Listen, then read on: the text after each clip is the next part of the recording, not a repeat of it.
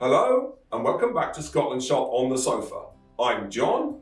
And I'm Carrie, and this month we have found ourselves entranced by the Wilsons' illustrious history and can't wait to share what we found with you.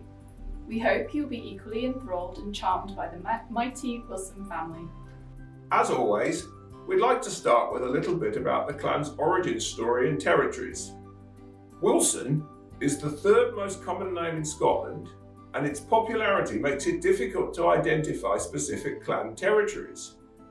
The first recorded Wilson in Scotland was a man named Michael, who appeared in records in Ayr in 1418. But the family quickly spread throughout the country and built communities in innumerable towns, villages and counties. The Wilson and Wilson families had made names for themselves in Stirling by the 18th century, while equally industrious sets of Wilsons set up in Dumfries and Galloway. The Wilsons of Caithness are believed to be a sept of Clan Gunn, whereas the Wilsons of Banffshire, a historic Scottish county that's since been split into Moray and Aberdeenshire, are said to descend from the Innes clan. Large numbers of Wilsons can also be found in the Angus and Fife areas. It's clear that the Wilsons are blessed with an adventurous spirit and love for travel. Now we have given you a brief introduction to the clan, we'd like to explore some of the most admirable and deep-rooted Wilson characteristics that can be witnessed throughout history. The Wilsons were a noble and courageous family who followed their beliefs no matter the risk. This determination was particularly evident in the way they continued to practice the Presbyterian religion even when it caused real threat to their lives. One young Wilson sadly even gave their life for the cause. 16-year-old Margaret was one of many Scots who refused to sign the abjuration oath, denouncing the covenant religion, and instead continued to attend services and worship as she had always done. King Charles II saw this as a denial of his divine rights, as he was attempting to steer the country towards Catholicism, so ordered that Margaret be executed by drowning. The reaction to the young girl's death was swift and strong, and she quickly became known as the Virgin Martyr. Margaret's brother was so outraged that he joined the Covenanting army, waging countless battles against the king, Cromwell and those who sought to stamp out Presbyterianism. He fought valiantly, but was eventually forced to flee to Ireland and subsequently America to escape religious persecution. If this story has touched you, you'll be glad to know there are several poignant monuments dedicated to Margaret and other Covenanter martyrs in Wigtown, Dumfries and Galloway that still stand today. One of the most affecting memorials can be found on the eastern side of the town, where there is an old kirkyard which contains the gravestones of Margaret and 4 other murdered Covenanters.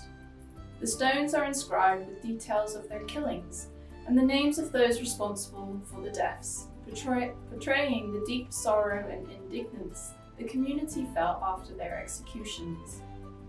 Another Wilson used similar boldness and daring for a very different cause.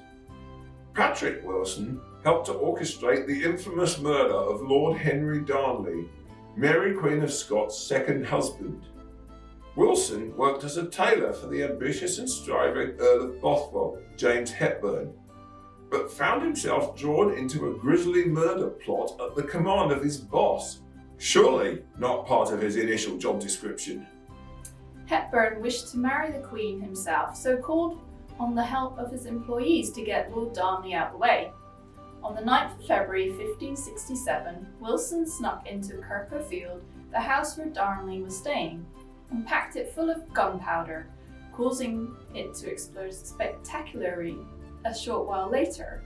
Interestingly, however, Darnley clearly realised he was in danger and tried to escape, as his body was found in the garden. An examination showed that he had been killed by strangulation, not the blast. Incriminating letters between Bothwell and the Queen show that at least Bothwell certainly had a hand in the murder, and the Queen herself likely contributed to the planning. But the pair's power and status kept them from receiving any blame. Instead, Bothwell's servants, including Wilson, took the fall and were charged and executed. To stop things from getting too depressing following those last two stories, we'd now like to talk about a few famous Wilsons who've achieved spectacular things over the years.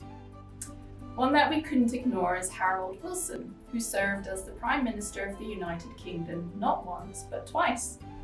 Born in Huddersfield, Yorkshire in 1916, Wilson was the son of a chemist and teacher who showed great academic promise throughout his childhood. He was admitted to Oxford University to study modern history, but switched to philosophy, politics and economics before graduating with a first-class degree. After completing his education, he quickly rose through the ranks in politics, becoming an MP in 1945, the Shadow Chancellor in 1955, then Shadow Foreign Secretary in 1961. He won his first election in 1964 as leader of the Labour Party, and quickly set about putting his ideas for the country into action. Many of his policies were groundbreaking and changed the landscape of the UK irreversibly.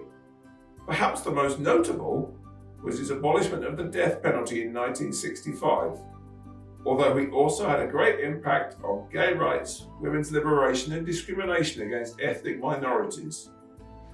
Wilson then used his second term as Prime Minister, beginning in 1974, to focus on issues of housing, health, pensions and help for disabled people and children living in poverty. He was also deeply passionate about reforming education and showed great inventiveness by launching the Open University. As the Open University today utilises the internet to provide a more accessible form of higher education, Wilson used the most cutting-edge provisions available at the time, promoting the use of radio and TV to make university available for more working-class people. Our next two famous faces for today have made rich contributions to culture. Jacqueline Wilson is a beloved children's author who has written over 100 books. She is renowned for her style of addressing dark topics with a heartfelt and warm touch. She wrote her first story aged just 9 years old and worked in publishing after graduation until she got her big break in her 40s when she released the now famous The Story of Tracy Beaker. Soon she became one of the most famous contemporary British writers and even held the title of the most borrowed author from libraries in the UK from 2002 until 2008. Her success has been commemorated with rewards and accolades, including the Guardian Children's Fiction Prize, the British Book Awards, and the Blue Peter People's Choice Award. The Story of Tracy Beaker and Double Act were even named as runners-up for the extremely prestigious Carnegie Medal. Wilson has also been granted a number of impressive titles. In 2002, she was made an OBE to recognise her contribution to literacy in schools, and in 2005, she was appointed as the Children's Laureate. Our final famous face for today has also made amazing contributions to the arts, though this time within the music field. Nancy Sue Wilson, born on the 20th of February 1937, was an American singer who enjoyed a fruitful career in jazz, blues, R&B, pop and soul. She released music for over 5 decades and has nearly 2 million monthly listeners on Spotify to this day. Nancy was raised in Ohio and honed her vocal skills as a child by singing in local church choirs and performing in school talent shows. Her flair for entertainment was obvious even at this young age, and she became the host of a local TV show while she was still a high school student. After graduating university, she moved to New York City to pursue her dreams of stardom, and it didn't take long for her to succeed. A club called the Blue Morocco hired Wilson as a regular performer, which helped her to catch the eye of the major label Capitol Records. Her debut single, Guess Who I Saw Today, was such a hit that Capitol commissioned her to release 5 albums in her first 2 years with them. Wilson maintained this vigour throughout her career and reaped many awards for her efforts, including 3 Grammys for 2 different genres. Best Rhythm and Blues recording in 1965 for How Glad I Am, and Best Jazz Vocal Album in 2005, 2007 for Turn to Blue and RSVP respectively. Wilson was also a major figure in the civil rights movement, so much so that she was inducted into the International Civil Rights Walk of Fame at the Martin Luther King Jr. National Historic Site in 2005. By this point of the episode, we imagine you might be feeling inspired by your brilliant ancestors, and we can't think of any better way to connect with them than to explore the stunning sites they have frequented over the years. One of the most striking spots we found this month plays a slightly unusual role for the family, as it's supposedly home to a vengeful Wilson ghost. Sanquhar Castle, located to the northeast of Dumfries, was once a grand stronghold that hosted many a royal visitor, including James VI and Mary, Queen of Scots. Sadly, today it stands in ruins and is shut off from visitors by a threatening-looking wire fence. Its current dilapidated state suggests nothing of its regal and noble past. Sanquhar was built in the 13th century by Clan Ross, who remained there until it was passed on to the Crichton clan in the 14th century. The Crichtons were a powerful family, but they found themselves dragged down by an excess of vanity and pride. They were obsessed with ostentatious shows of their wealth, which grew more and more outlandish until they eventually ended up completely bankrupt. Their financial losses forced the Crichtons to leave Sanquhar, and in the mid-1600s they sold the castle to Sir William Douglas, 1st Duke of Queensferry. Unfortunately, Douglas did not seem to value the old building, and he left it to slowly fall into disrepair before ultimately abandoning the place entirely. In 1895, John Crichton Stewart acquired the castle and started a campaign to restore his ancestors' home. He hired Robert Weir Schultz, one of the leading architects of the time, and commissioned him to rebuild parts of Sanquhar. It is believed that this noisy restoration work awoke the angry and vengeful ghost of John Wilson. The story goes that in 1590, Wilson found himself embroiled in a fight between his employer, Sir Thomas Kirkpatrick, and a friend of Lord Crichton called Douglas of Langrick.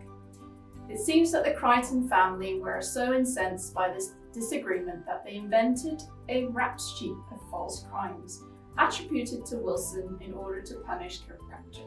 Much to Kirkpatrick's horror, they had Wilson thrown in jail, and despite his master's impassioned pleas, they executed him by hanging him in the castle.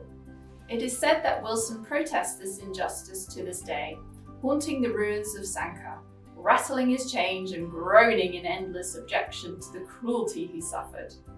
If you're feeling brave, why not plan a visit to pay your respects to this anguished soul? While the ruins are now cordoned off, you can get a good sense of how grand and imposing the castle would have been during its prime, even from a distance. Our second site of the day is the Strathaven Castle Street Wilson Monument. You'll be pleased to hear that this one was designed with visitors in mind, so if it piques your interest, it'd be a perfect place to go and see. The monument was erected in 1846 to commemorate the life and great political work of James Wilson. Wilson, born on the 3rd of September 1760, was a radical thinker and a keen activist dedicated to improving the living conditions of working class Scots.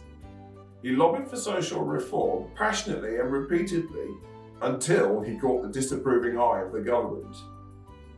Senior politicians were spooked by Wilson's charisma and drive, sensing a real threat to their power and control, as they witnessed how he continued to gain enthusiastic followers. They decided they had to put a stop to Wilson and his work, so they came up with a treacherous plan to trick him into betraying himself. In 1820, officials posted a false notice in Glasgow, encouraging people to join a movement to protest against the government and start the radical war. The note promised that a fearsome group of French troops would be waiting at the rallying point to support the radicals in their uprising. Wilson was invigorated by the thought of such a powerful political movement and quickly gathered a force of men to march. However, after setting out, they soon discovered that the notice had been a ruse. The men walked straight into an enormous gathering of law enforcement, who identified Wilson as the ringleader and arrested him for the charge of high treason. A few months later, he was declared guilty and executed. However, just over 20 years on from this tragic event, Wilson's community gathered together to pay tribute to the great man, building a striking polished pedestal complete with an obelisk above. The base of the obelisk is adorned with noble Wilson crests and inscribed with the following poignant message. Erected by public subscription in affectionate memory of James Wilson, a patriotic Scotsman who suffered death on the 30th of August 1820 for enunciating those principles of progress and reform by the adoption of which Great Britain has secured domestic peace and consolidated her power among the nations. Our final site for today is the mysterious Castle Gunn, which once stood proudly in Caithness. The Wilsons of Caithness are believed to be a sept of Clan Gunn, so it's highly likely that they once walked within this grand castle's walls.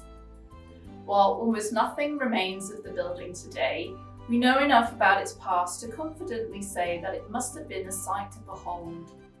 It is thought to have been built in the 13th century and was located on a lonely, isolated rock that rose strikingly out of the sea, about 7 miles south of Wick. The site is a treacherous looking place and almost completely impossible to access today, which led to much speculation about how the early Gunns and Wilsons navigated their home. It's thought that they may have owned a number of ships to carry them across the tempestuous sea surrounding the castle, though this would have likely left them vulnerable to storms, bad tides, or fellow seafarers. There are also the remains of a rough set of stairs carved into the rock, on which the castle sat, suggesting that perhaps these hardy Scots were accustomed to scaling the rock face to reach the building. As always, we'd like to finish off the show by talking a bit about tartan.